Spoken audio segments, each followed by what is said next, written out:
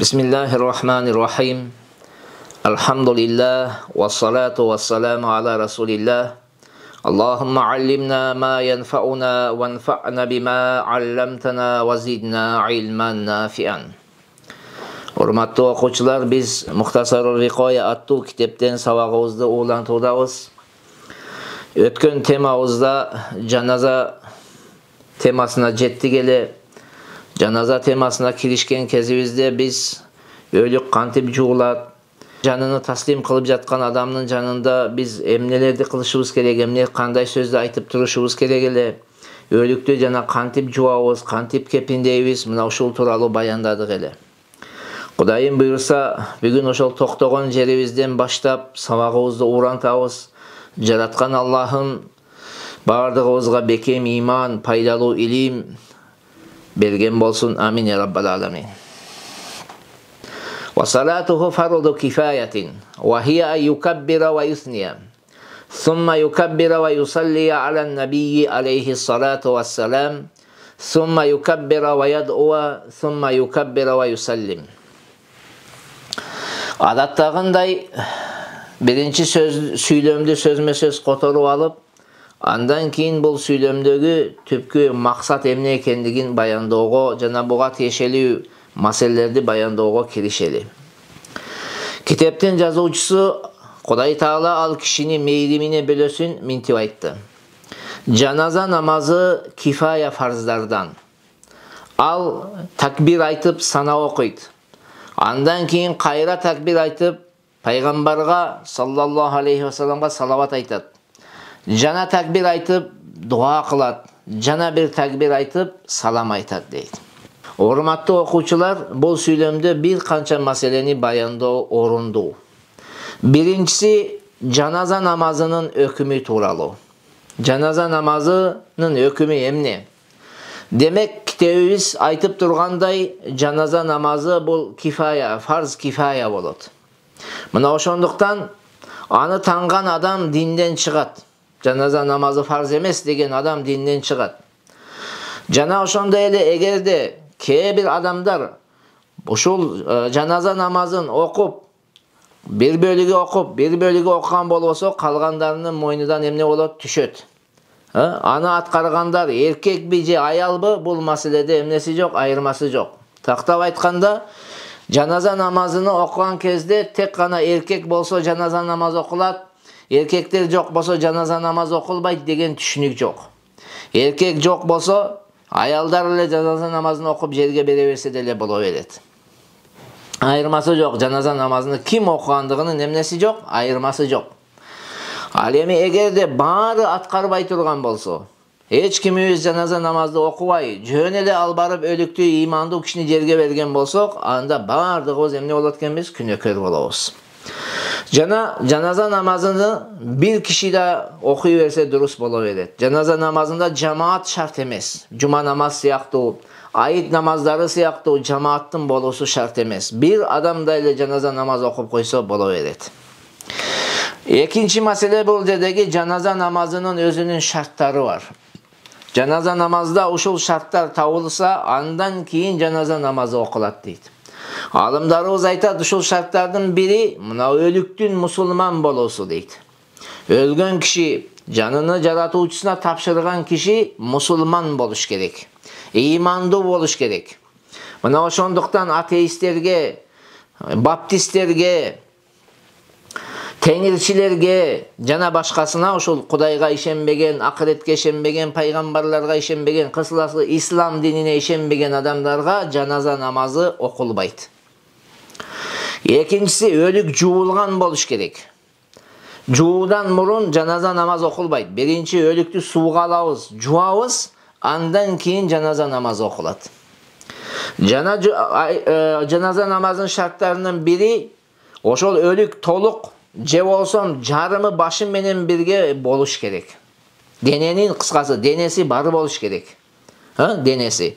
Toluğu menen bolsun, je jarımı başı menen birge bolsa bolot. Mına oşonduktan bir okuyalar bolup kalışı mümkün. Ölüktün sanı gana tabılıp, butu gana tabılıp, je eki butu gana tabılıp, kalgan denesi jok bola turgan bolsa, aga janaza namaz okulbayt. ал сөйөктү алып барып жерге көмөбүз, бирок жаназа намаз эмне окулбайт. Жана өлүк адамдардын колунда кармап алып, туруп алып жаназа намаз окуса болбойт, жерге коюлуш керек. Жанагы насилканы алып келдикпи, насилка менен жерге коюлуш керек. Эми адатта да эле ушундай. Ошондой эле жаназа намаздын дагы шарттарынын бири намаз окуучунун алдында болуш керек. Алды тарабында болуш керек. Алды тарабында эгер койбой, артка коюп алып туруп эле тиякты карап жаназа намаз окуй берсең жарабайт. Намаз окуучулардын астында туруш керек өлүк. Мына ошондо окулат. Анан өлүк бар болуш керек, урматтуу окуучулар.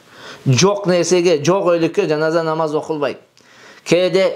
Кээ бирлер сууга чөгүп кетсе, сууга агып кете турган болсо, өлүгү табылбаса, барып туруп ошол жерде кээ бир адамдар жаназа намаз окуйт. Биздин мазхаб боюнча гаиб, жана көздөн кайым жок адамга жаназа намаз не окулбайт. Анан авраттын дагы эмне болуш керек? Жабылган болуш керек. Дагы кээ бир алымдар айтат, ошол имам дагы балагатка жеткен болуш керек деген сөздү шарт катарында айтат. Китептерибизде ал дагы келет. Экинчиси, үчүнчү маселе айтыла турган маселе, жаназа намазында эки рүкүнү бар. Эки рүкүн, эки ички фарзы бар. Жанагы жокоруда аткарылганда бул сырткы фарздары болчу. Эми жаназа намазынын ички фарзы бул 4 такбир. Ар бир Аллаху акбар деген сөз бул бир фарз болуп эсептелет. Бардыгы рүкүн булар. Эгерде ушул төртөөнүн бирини айтпай койсоңуз, намазыңыз дурус болбойт. Намазда 5 убак намаз окуган кезде рүкү кылбай койсоң, же такыр эле Куран окубай коюп эле намаз окусаң, же саждасын таштап кое турган болсоң, намаз дурус болбогон сыяктуу, бул жерде дагы 4 такбирдин бирин дагы калтырсаңыз, намаз не болбойт? Намазыңыз намаз болуп эсептелбейт. Жаназа намазынын ички фарздардан бири бул кыям. Ден соолугу таза адам, тик турууга алы жеткен адам эч качан отуруп алып намаз окуса эмнекен болбойт. Тик турган абалда намаз окуш керек. Төртүнчү бул жерде айта турган маселе ошол жаназа намазынын сүннөттөрү тууралуу. Алымдарыбыз айтат, жаназа намазында 3 сүннөтү бар дейт. Биринчи тахмид менен сана. Башкача айтканда Аллах Таалага мактоо айтуу, Аллах Тааланы даңазалоо. Тагыраак дагы айтсак, субханакаллахумма ва бихамдика ва табаракасмука ва таала джаддука ва ла илаха гайрука деген сөздү айтуу. Экинчи сүннөт бул пайгамбарыбыз саллаллаху алейхи ва салламга салават айтуу. Намаздын ичинде акырында Аллахумма салли ала Мухаммади ва ала али Мухаммад كما صليت على إبراهيم وعلى آل إبراهيم إنك حميد مجيد اللهم بارك على محمد وعلى آل محمد كما باركت على إبراهيم وعلى آل إبراهيم إنك حميد مجيد. Mana uşul salavatты oku. Bul da ele sünnet. Üçüncü sünnet bol dua kılуу. Dua okuşubuz gerek. Ölüktün hakkında dua kılabız. Qanday dua okulat bardığımız bilemiz. Allahumma gafir li hayyina ve mayyitina ve şahidina ve gaibina ve sagirina ve kabirina ve zakarina ve unsana. Allahumma man ahyaytahu minna fa ahyihi alal islam ve man tawaffaytahu minna fa tawaffahu alal iman.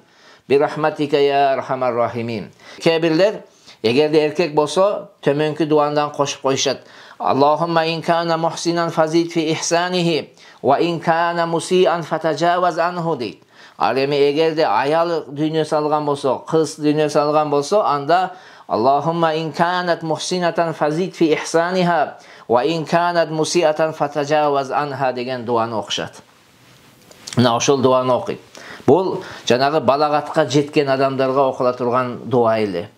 Alemi eğer de balagatka jetelekler bolsa Allahumma ja'alhu lana farata ve ja'alhu lana ajra ve zuhra ve ja'alhu lana shafi'a ve mushaffa'a degen dua okulat. Balagatka jetelek uullarga, kızlarga uşul le sözgө tanı koşup turup, shafi'ata ve mushaffa'ata degen akırında ta marbuta koşulup turup aytılat. Oşonda ele bul jerde dagı bir toktolo turgan masele jindi adamga. Eğer de jindi adam öle turgan bolsa anga kaysıl dua okulat? балагатка жеткендердин дуасы окулабы же балагатка жете электердин дуасы окулабы, кайсыл дуаны окулуш керек десе, аны аалымдарыбыз минтип жооп берет.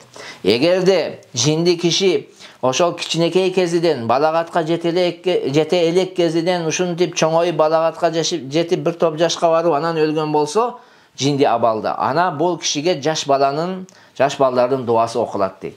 Ал эми эгерде балагатка жеткенден кийин, андан кийин жинди болуп, анан дүйнө салган болсо, ал кишиге жашы улуулардын эмнеси дуасы окулат деген сөздү айтышат. Анан урматтуу окуучулар, жаназа намазын кантип окуйбуз?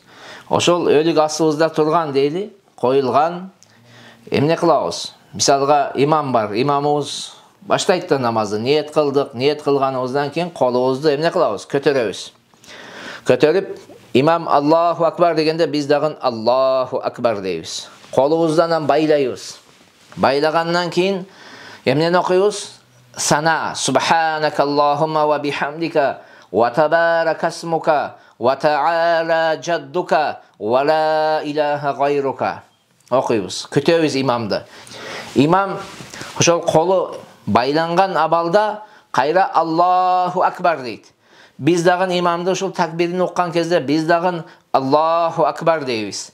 Экинчи жолу Аллаху акбар дегенден кийин эмнени айтабыз? Салаваттарды окуйбуз. Аллахумма салли ала Мухаммад менен Аллахумма барик ала Мухаммадды окуйбуз. Күтүп турабыз имамды. Имам кайра эмне дейт? Аллаху акбар деген сөздү айтат. Биз дагы имамдын артынан Аллаху акбар дейбиз. Бирок үндү чыгарбай айтабыз биз да. Биз үндү чыгарбайбыз, имам үнүн чыгарбай айтат. Ушул сөздү айткандан кийин анан жанагы жокоруда айткан дуа окулат. Аллахумма гафирли хаййина ва маййитина деп бар го, ошол дуа окулат.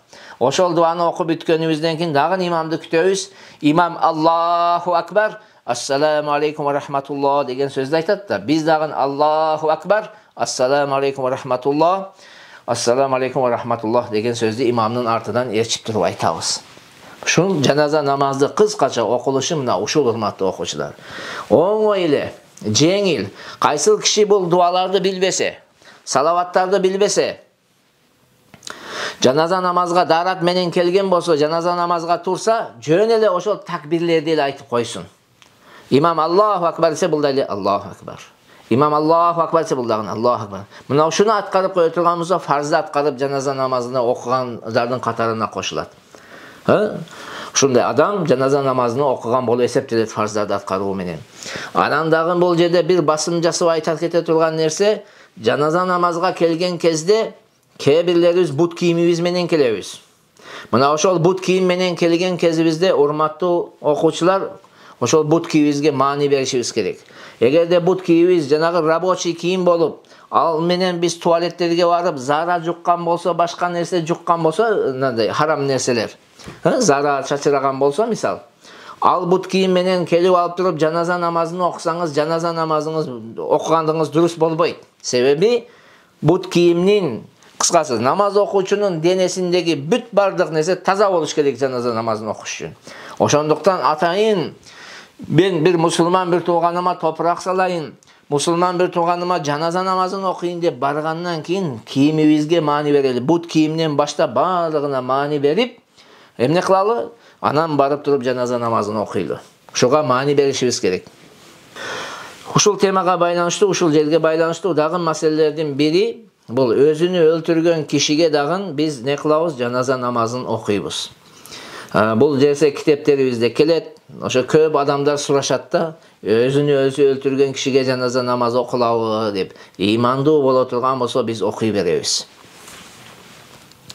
Бирок эгерде чыккынчы адилеттүү падышага каршы чыгып, каршы күрөшүп аткан адамдар ошо согушуп жаткан кезде өлтүрүлсө, жана каракчыны каракчылык кылып жаткан кезде өлтүрүлсө, алар не кылбайт? Жуулбайт да, аларды жаназа намазы дагы окулбайт. Ошондой эле өзүнүн ата-энесинин бирин өлтүргөн кишиге дагы, ага дагы жаназа намазы окулбайт. Ушундай нерселерге маани беришибиз керек. Кош, бул жерде дагы айта турган маселелердин бири, эгерде бир канча жаназа чогулду, imambız, meçitте turabız, bir kança kişinin ölügünü alып kelişti. Ошолардын ар бирине өзүнчө намаз окусак бул жакшы болот. Эң жакшысы ошондой. Бирок ошолого чогултуп баарына бир намаз окуп койсок да эле боло берет. Биринчи жанагы балагатка жеткен, имамга жакын, балагатка жеткен эркекти коебуз. Андан жаш балдар болсо андан артынан жаш баланы коебуз, анан аял болсо андан аялды коебуз. Жанагы сапка тургандагыдай коюп кетишибиз керек болуп калат. Андан кийин дагы бул жерде айта турган маселе, жетинчи маселе, ушул сүйлөмдөгү. Салам айтканда өлүктү ниет кылуу тууралуу. Мына 5 вакыттык намазда биз жамаат менен окуганда ассаламу алейкум рахматуллах деп туруп, имамдын тушунда болсо, имамды эки жагыбызга ниет кылабыз да. Же оң жагыбызда болсо оң жагыбызда, сол жагыбызда болсо сол жагына ниет кылабыз. Жаназа намазында өлүк ниет кылынабы, кылынбайбы дегенде алымдарыбыз айтат, ниет кылат дегендери бар, ниет кылбайт дегендери бар, урматтуу окуучулар.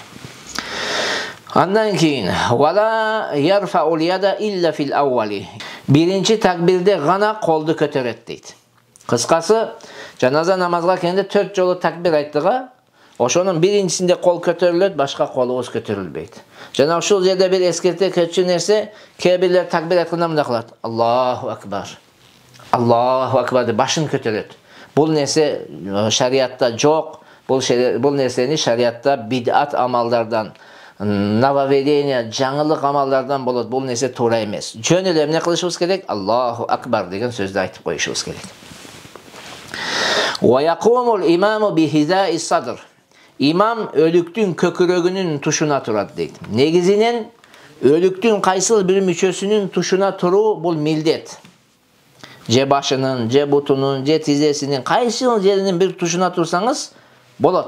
Бирок эң жакшы орун кайсыл? Имам өлүктүн көкүрөгүнүн тушунда туруш керек. Вал ахакку бил имамати ас-султан, сумма ал-кади, сумма имамул хайй, сумма ал-валию кама фил асабат. Имамдыкка эң татыктуу дейт падыша дейт. Эгерде падыша келип жаназа намазына катышса, жаназа намазын билсе, эң татыктуу адам ошол дейт. Андан кийин казы дейт. Андан кийин жергиликтүү имам, андан кийин ошол өлүктүн жакын туугандары, валилери болот дейт, жооптуу адамдары болот дейт. Бул сүйлөмдө китептин жазуучусу жаназа намазын окууга татыктуу адамдар тууралуу баяндаган. Биринчиси ким экен? Эң татыктуу. Бул падыша дедик, андан кийин казы, андан кийин имамул хай, жергиликтүү имам, мечиттин имамы, эгерде валиге караганда илимдүү болсо, ошондо. Эми ушул жерде карасаңыз, андан кийин вали дейт, кама фил асабат, асабаттагындай валилер өтөт дейт. Асабат деген сөз, урматтуу окуучулар, бул асабах деген сөздүн көптүк түрү. Асабат деген сөз, асабат деген сөз, бул асабах деген сөздүн эскен көптүк түрү болот. Анын мааниси толук курчап алуу деген мааниде. Ал эми шариаттагы мааниси да дал мына ушул лексикалык маанисиндей. Себеби фароиз илмини окуган адамдар билет, фароизде бул мураска тиешелүү илмини окуган кезде. Мураска тиешелүү. Себеби ахли фарз деп коет. Ахли фарз деген Кур'анда алардын нелери үлүштөрү белгиленгендер дейли. 4төн 1 алат, мынча алат деп. Мына ошол кишилер үлүштөрүнү алгандан кийин калган байлыкты толук мына ушул асабалары алат. Өлүктүн асабалары алат калган байлыкты. Экинчиден эмне үчүн мындай болуп калды десе, асаба деп атап. Өлүктү бардык тараптан курчап турат да булар.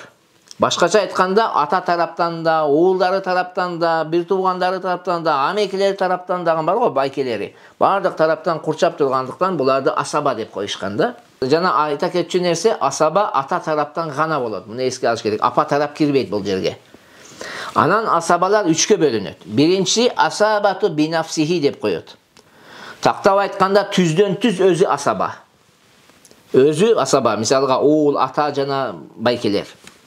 Экинчиси асабату бигайрихи деп аталат. Башка бирөөнүн ортомчулугу менен не болгон? Асаба болгон. Мисалы өлүктүн эжеси жана сиңдиси дейт. Бул өздөрү, булар фарз эйси.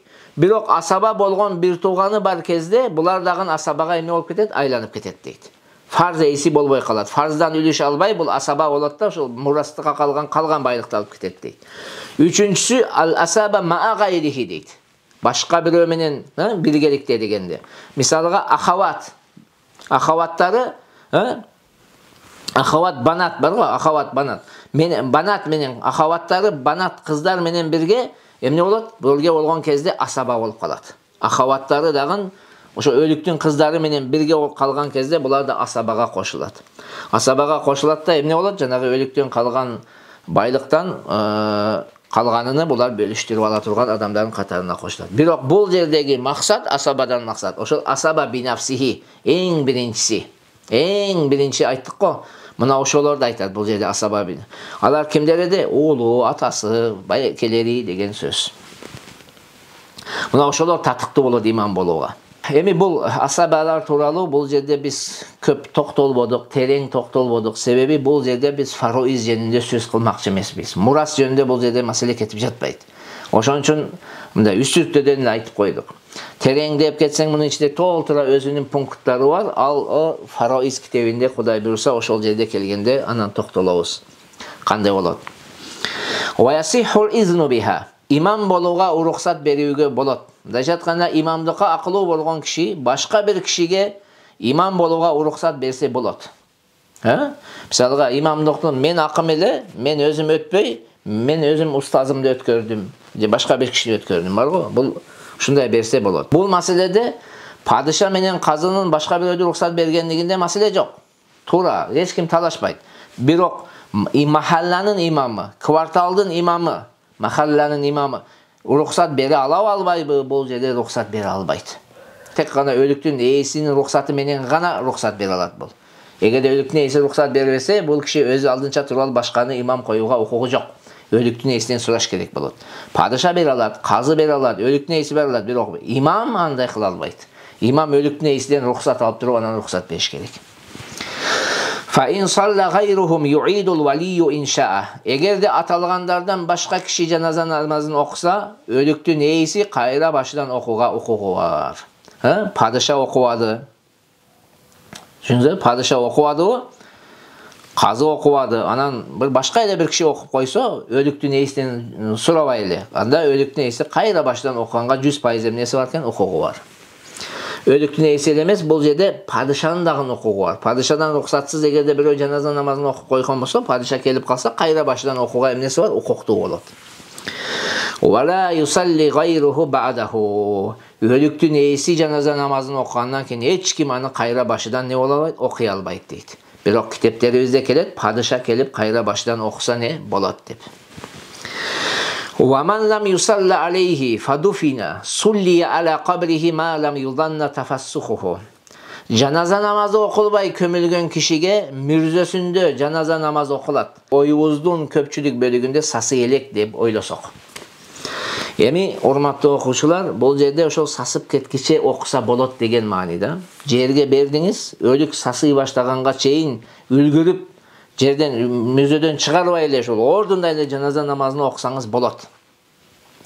Бирок сасып кетүүдүн мындай белгилүү бир күндү так айтыш кыйын. Кээ бир китептерде 3 күндөн кийин окуганга болбойт, 3 күнгө чейин деп келет. Бул жанагы жердин ысыктык, сууктугу, кышкы, жазгы мезгилге, жердин нымдуулук, кургак жер экендигине, ушундай нерселерге байланыштуу маселелерден. Буну ошол тажрыйбасы менен көргөн адамдар айтыш керек. Ар бир жердики ар түрдө болушу мүмкүн. Бир жерде бир аптада сасып кетиши мүмкүн, бир жерде 3 күндө сасып кетиши мүмкүн, бар го. Бир жерде 4 күндө сасышы мүмкүн. Муну ошол жергиликтүү эл өзүнүн жерини карап туруп бул маселени чечиш керек. Муну биз бул жерде туруп алып мынча күн деп айта албайбыз. Валам яжуз ракибан.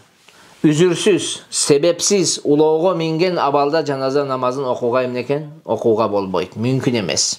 Жаназа намазын кадимкидей улоодон түшүп, не кыласың? Окуйсуз. Ва курихат фи масжидин жамаатин. Жамаат менен намаз окула турган мечитте жаназа намазын окуу макрух болот.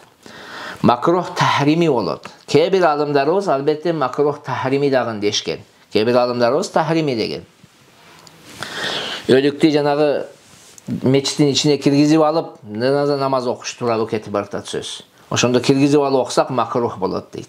Ошол жерде эмне үчүн макрух болот десе, эки себеп айтышат да. Кээ бир алымдарыбыздын көз карашы боюнча талвисул масжид, мечит булганат дейт. Bulганынын коркунучу бар, ошол себептен дейт. Кээ бирлер айтат, бул 5 убактык намаздарды жамаат менен окула турган жерлер, бул жерлер жаназа намазы үчүн эмес. Жаназа намазы өзүнүн окуй турган орду болсун, сыртта окуйсуз аны дегендей мааниде макрух дешет. Вала вуди ал-майиту харижаха ихталафал машайих. Эгерде өлүктү мечиттин сыртына койсо, анда алымдардын ортосунда талаш бар. Адамдар ичинде, өлүк сыртында. Ушунда болобойбу десе, булунда алымдарыбыздын ортосунда эмне бар экен? Кайчы пикир бар. Кээ бир алымдарыбыздын көз карашы боюнча макрух болот, кээ бирлеринин көз карашы боюнча макрух эмес. Бирок алымдарыбыз китептерде келтирет, эгерде өлүк жана өлүк менен бирге имам жана 1-2-3 киши чогуу сыртка чыгып тура турган болсо, анда жаназа намазын макрух болбойт деген дагы пикирлерди айтат. Мына ошол менен амал кылып, азыр учурда көп мечиттерде ошентип жаназа намазы окулуп жаткан кези. وسن في حمل الجنازة 4 وأن تضع مقدمها ثم مؤخرها على يمينك ثم كذا على يسارك. Janaza namazını kötörүүдө 4 kişinin kötörүүsü sünnet deyt. Sen en birinci kötörülgөн кезде өлүктүн алды тарабını ne кыласың? Оң ийниңе көтөрөсүң, андан кийин артыны оң ийниңе, андан кийин сол жагынан өтүп астыдан кайра оң ийниңизге көтөрөсүз, андан кийин артынан кайра оң ийинге көтөрөсүз дейт. Бул сүйлөмдө дагы бир канча маселе катылган. Биринчи маселе 4 kişinin, биздин мазхаб боюнча 4 kişinin көтөрүүсү сүннөт. 4 жанагы кармай турган жерден көтөрүш керек.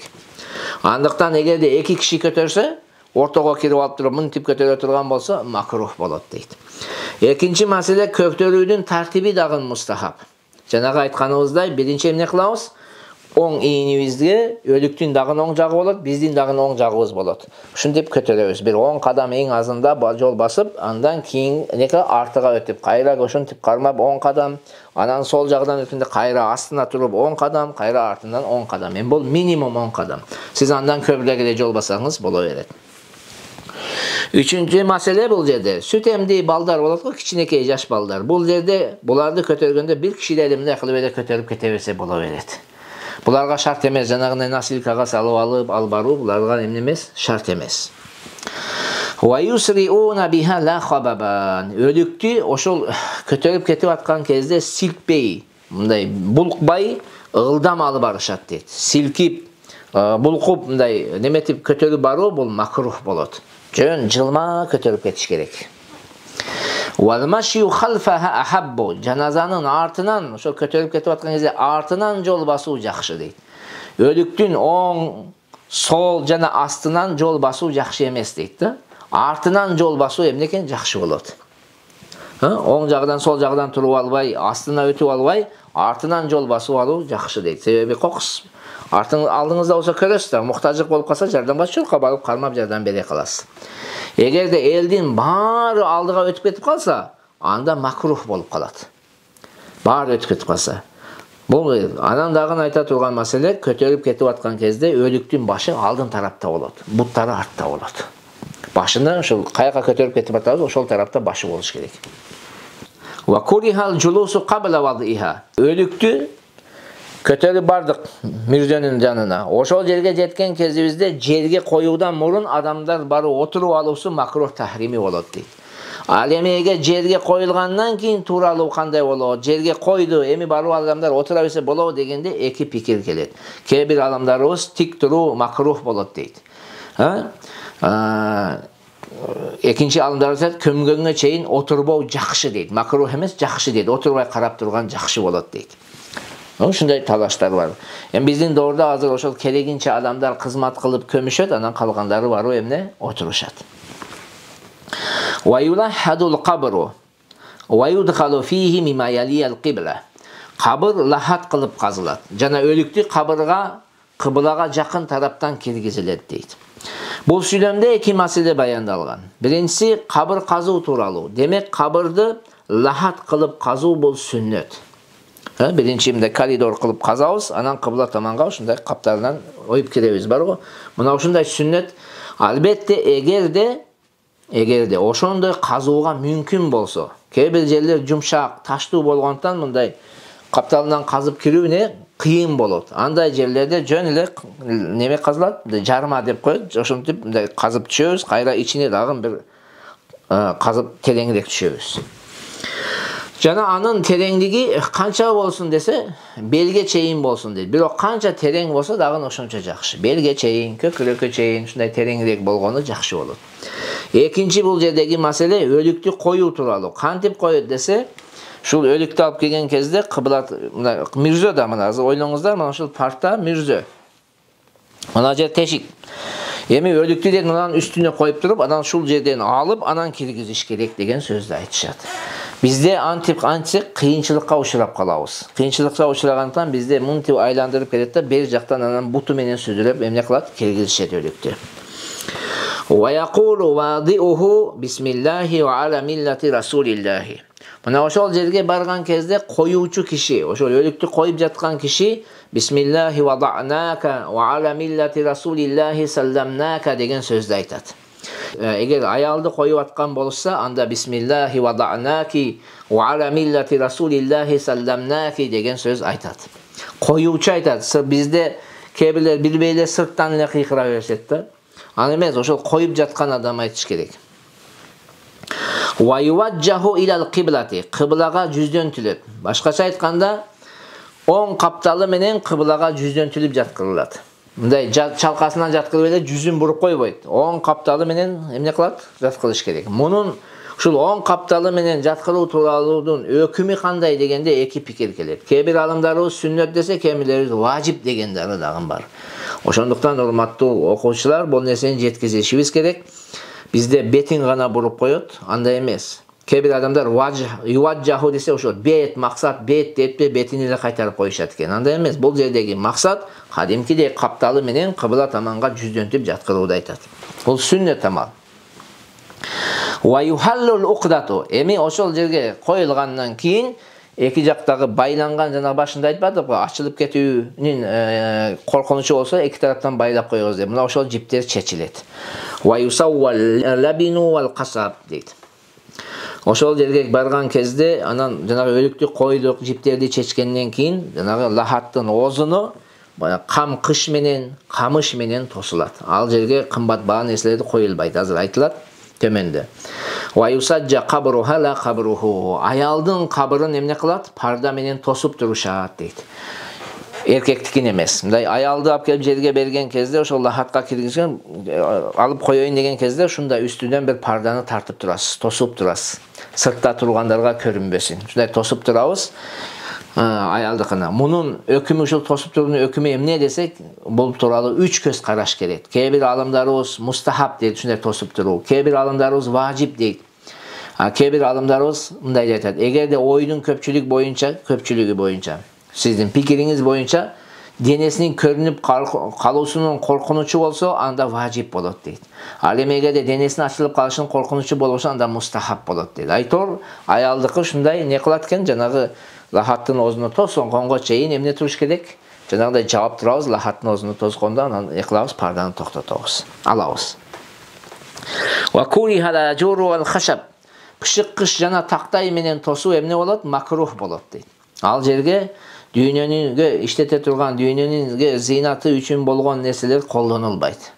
Чүнүңүздөр, пышыккычты ал жерге иштетпешибиз керек.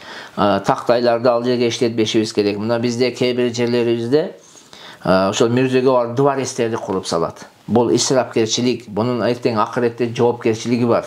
Сиз эгерде ата-энеңиз кабырда рахат менен жатуусун кааласаңыз, ата-энеңиз дагы кабырда бактылуу болушун кааласаңыз, ата-энеңизге бир жыргалчылык жашоо кааласаңыз, ал жанагы анын үстүнө барып дубарес куруу менен болбойт. Ал ошол кетирген акчаны сен кедей камбагалга үй алып бер. Ошол кетирген акчаңызга кедей камбагалдарга, жетим жесирлерге барып алып эмне кыл? Тамак аш бер.